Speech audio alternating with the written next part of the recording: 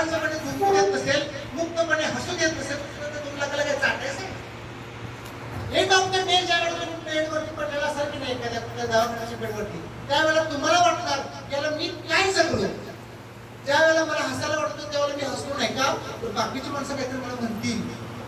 मी ज्या वेळेला कुठेतरी मला माझं मत एक्सपोज करायचं, मला काहीतरी मत मांडायचं, मी मत मांडू शकत नाही का, तर माझे मित्र माझे अवघड काढतील, मला समाजाची माणसं काहीतरी नावं ठेवतील. त्याच्यामुळे आपण दाबत गेलो आपल्याला. आपलं हळूहळू दाबत आलं इतकं दाबलं की आपल्यावरती प्रभाव बाकीच्या गोष्टींचा.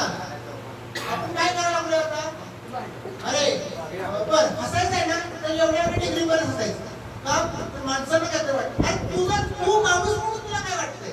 आज माझ्याकडे एक पद आहे, तर माझ्या कलिगनं असं वाटतं की सर काय बोलतात म्हणजे सर ऍक्टिव्ह इमेज, अरे राखा पण तुमच्या बालपण का राखा लागेल.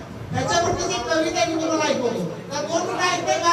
मी मग अशी म्हटलं की माझी लिंक तुटते, मला पण राग येतो. लक्षात द्या, मी महाराष्ट्राच्या बाहेर आउट ऑफ इंडिया फंक्शन करतोय. मी मलेशियाला गेलो, सिंगापूरला गेलो, हाँगकाँगला गेलो, मी न्यूझीलंडला पण